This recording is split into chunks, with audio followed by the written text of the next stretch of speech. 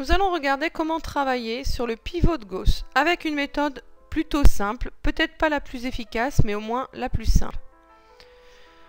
Voici un système à résoudre, donc de 4 équations à 3 inconnus. Nous allons commencer par regarder le pivot, c'est celui qui se situe devant la première variable dans notre ordre. Ici, c'est 11. La première chose à faire, la première opération qui est associée au pivot de Gauss et qui est autorisée pour obtenir un système équivalent, c'est l'inversion de deux lignes. Pour faire apparaître un pivot le plus simple possible ici, si possible de 1, on intervertit des lignes. C'est jamais obligatoire, mais ça peut faciliter le travail. Donc là, comme ici la dernière ligne c'est un 2 qui est bien plus simple, on propose de démarrer par l'interversion des deux lignes. Deuxième opération que l'on peut traiter avec le pivot de Gauss, la multiplication ou la division d'une ligne par une valeur. Alors bien sûr pas par 0. Donc ce qui permet de simplifier des lignes.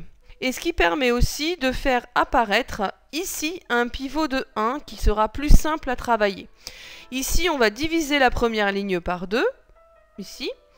Donc de cette façon on fait apparaître un pivot de 1 ici beaucoup plus facile à traiter. Ensuite, une fois qu'on a fait ça, troisième opération possible, le remplacement d'une ligne par cette même ligne, moins ou plus quelque chose, un coefficient, fois une autre ligne, et ici la ligne du pivot.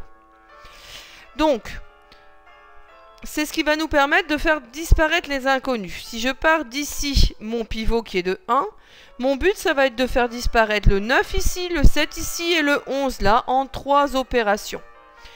La première opération pour le 9, c'est quoi? C'est prendre la ligne sur laquelle on travaille. Donc attention, c'est très important. On ne met jamais de valeur sur la ligne sur laquelle on travaille. C'est toujours celle-là, plus ou moins quelque chose, la ligne du pivot. Donc la ligne sur laquelle on travaille, moins le 9 qui correspond ici au coefficient, fois le pivot qui est de 1. Donc moins 9 fois L1. J'applique ensuite sur l'équation, donc qu'est-ce que je fais? Je recopie l'équation L2, telle que c'est demandé ici, puis je recopie moins 9 fois l'équation L1, qui est recopiée ici. Je fais pareil de l'autre côté de l'égalité, le 112 qui était ici, moins 9 fois 12 de l'équation 1. Que je vais évidemment simplifier ensuite pour obtenir moins y plus z, puisque 9x moins 9x c'est fait exprès, ça fait 0. 8y moins 9y, ça fait moins y, plus 10z moins 9z plus z. Et là, je simplifie de l'autre côté, j'obtiens 4. Je fais ça pour les 3 lignes, donc la ligne 3, je fais pareil. Je regarde que le coefficient, c'est 7. Je vais donc faire ligne 3, moins 7 fois la ligne du pivot. Je simplifie. Alors là, j'ai pu recopier les deux côte à côte. J'ai d'abord mis tout ce qui était en x, puis tout ce qui était en y, puis tout ce qui est en z, appliqué avec le 7. Ce qui me permet de faire disparaître le 7x, je simplifie ça à ça, puis je recopie la ligne et j'obtiens ce calcul qui est ici.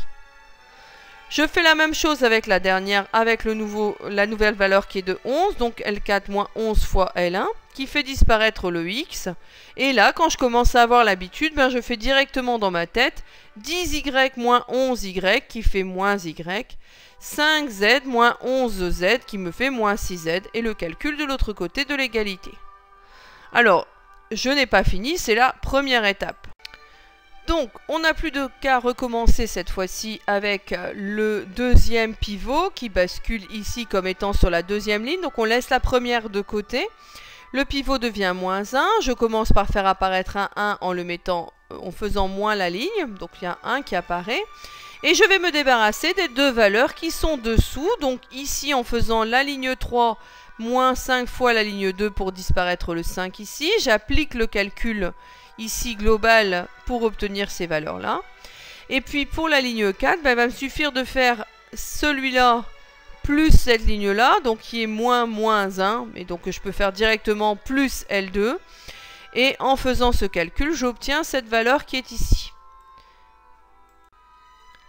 Donc, en simplifiant les deux lignes, j'obtiens donc cette forme-là, et ici 12z, et ici moins 7z. Alors, ici, je vais faire apparaître un 1 ici, je vais le diviser par 12, et j'obtiens z égale 7.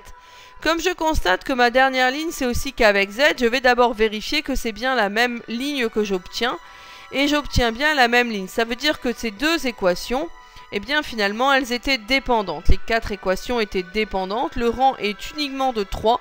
Et je vais donc pouvoir supprimer la dernière. Donc je supprime celui-là qui ne sert plus à rien, c'est dupliqué. Je pars de z égale à 7 et je le remplace au-dessus de fil en aiguille pour obtenir les valeurs de y d'abord, puis ensuite de x en calcul. Alors, il y a juste un petit élément pour terminer, le nombre de solutions par rapport à cette forme triangulaire. Si quand on a fait la forme du triangulaire, on obtient le même nombre d'équations que d'inconnues, ça veut dire qu'on est sur un système de Cramer et il n'y aura qu'une seule solution. C'était le cas ici puisque la dernière équation, il y avait 4 équations, mais la dernière s'est révélée inutile, on pouvait la supprimer, on n'avait plus que 3 équations, 3 inconnues. Si on a plus d'équations que d'inconnues, généralement on a une impossibilité, on s'en aperçoit parce qu'on obtient 2 valeurs différentes pour la même inconnue, et donc c'est pas possible à résoudre. Si on a plus d'inconnues que d'équations, on a une infinité de solutions, et notamment on va pouvoir écrire les équations toutes en fonction d'une ou plusieurs inconnues. Et c'est fini!